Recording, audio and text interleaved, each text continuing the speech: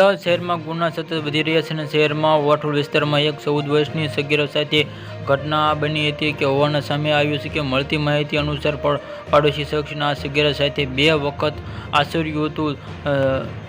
જાનહાનિ અને આ અંગે સામે આવેલી રહેલી માહિતી અનુસાર પાડોશીને શખ્સ સગીરા સામે ચા બનાવી આપવામાં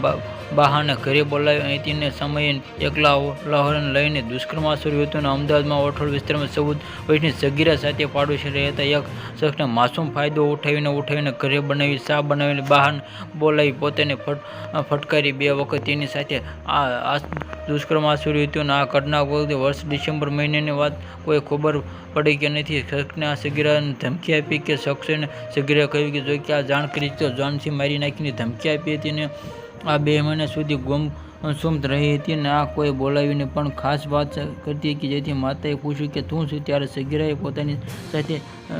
થયેલી ઘટના માતાએ જાણ કરી